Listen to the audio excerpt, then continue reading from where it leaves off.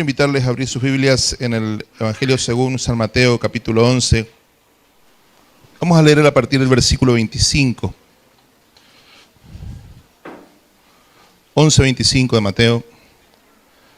En aquel tiempo, respondiendo, Jesús dijo: Te alabo, Padre, Señor del cielo y de la tierra, porque escondiste estas cosas de los sabios y de los entendidos, y las revelaste a los niños. Sí, Padre, porque así te agradó. Es interesante el pasaje porque dice, respondiendo Jesús. Cuando uno encuentra un pasaje así, uno automáticamente trata de ver a qué está respondiendo. Pero si uno lee el contexto, o sea, hay el contexto, digamos, lo que está antes, es como que no tiene nada que ver. Jesús está hablando de los juicios a las ciudades, a las ciudades que no se han arrepentido, y no aparentemente no está respondiendo a nada. Es un pasaje complicado. Pero lo que llama la atención es lo que Jesús dice. Jesús dice: Te alabo, Padre, Señor del cielo y de la tierra, porque escondiste estas cosas de los sabios y de los entendidos y las revelaste a los niños. Él se dirige a Dios como Padre. Padre. Pero le agrega algo más. Señor del cielo y de la tierra. Y después dice: Tú escondiste estas cosas de los sabios y de los entendidos y las revelaste a los niños. ¿Qué es lo que el Padre ocultó?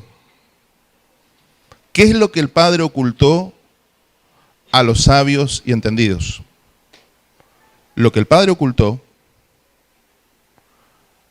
es que Él es el Señor de los cielos y de la tierra.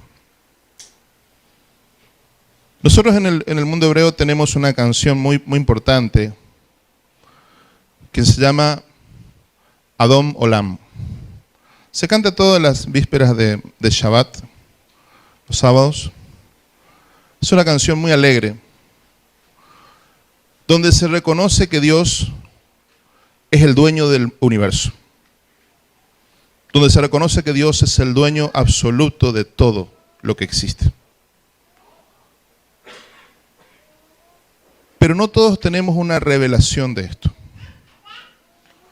Podemos repetirlo, podemos decirlo a nivel mental, podemos decir, sí, Dios es el creador, Dios es el dueño. Pero acá está hablando de otra cosa el pasaje. Acá el pasaje está hablando de cuando vos tenés una revelación de lo que significa que Dios es el dueño de todo. Esto realmente es lo que hace un antes y un después en la vida de un creyente. Quiero mostrarte en este contexto cómo pensaba Jesús acerca de esto. Hay un pasaje ahí en el Evangelio de Lucas. Fíjate en el capítulo 11 de Lucas.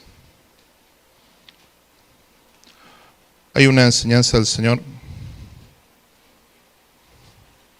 12, perdón. Lucas 12.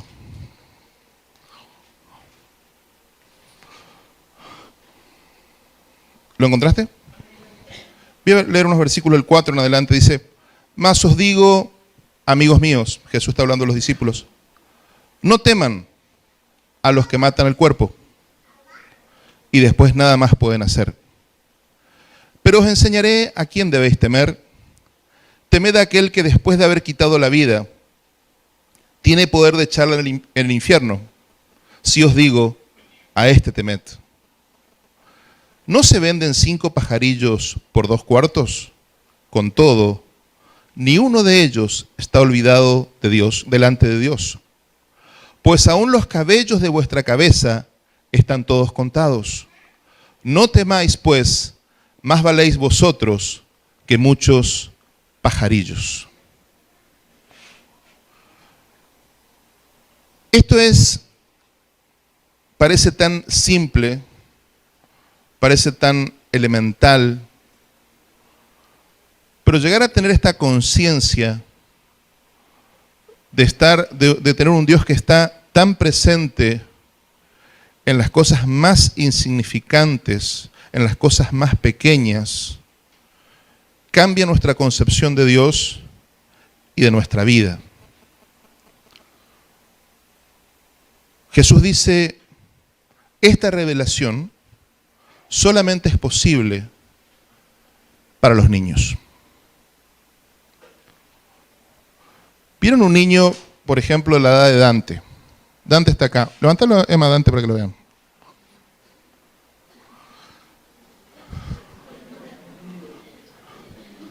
Dante está en la edad del asombro. Usted escucha un grillo en su casa y usted agarra una chancleta.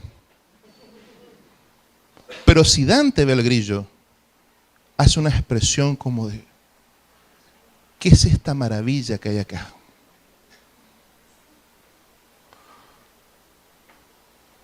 De eso está hablando el pasaje.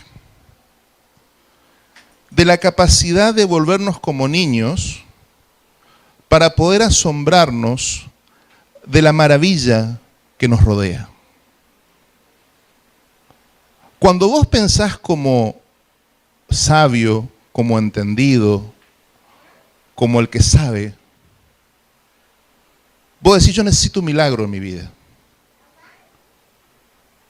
Cuando vos sos niño, vos te das cuenta que tu vida es un milagro. El que se cree sabio siempre está pidiendo milagros a Dios. El que es como niño, todos los días agradece por el milagro de la vida. Cuando vos crees que ya sabés,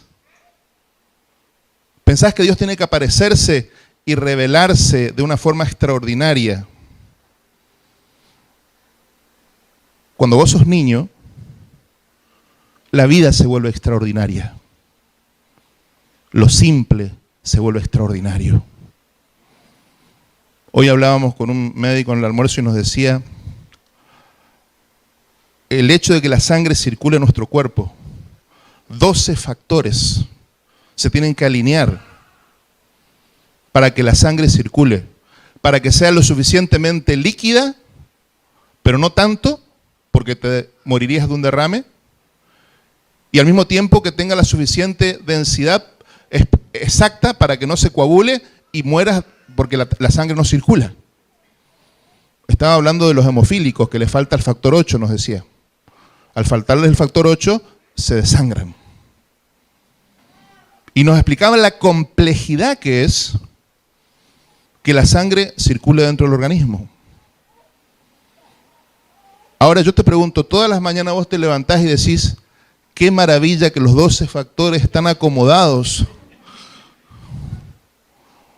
Uno da por hecho que uno tiene vida hasta que la vida te falta.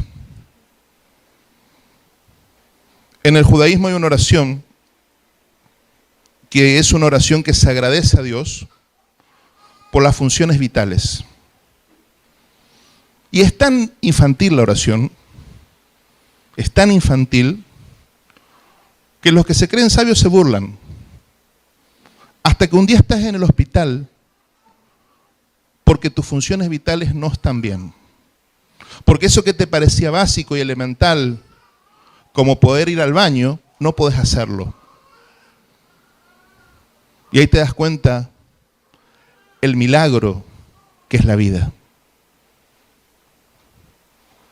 Jesús, vamos a volver al pasaje de Mateo, por favor.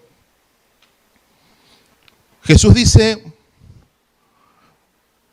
si ustedes quieren recibir una revelación de Dios como Señor de todo, que está gobernando todo, tienen que volverse niños. Porque al Padre le agrada enseñar a aquel que es niño. En el momento que vos considerás que ya sabés, el Señor no te va a revelar nada, porque vos considerás que ya sabés. Y esto no tiene nada que ver con la edad cronológica. Vos podés ser un adolescente y creer que ya sabés.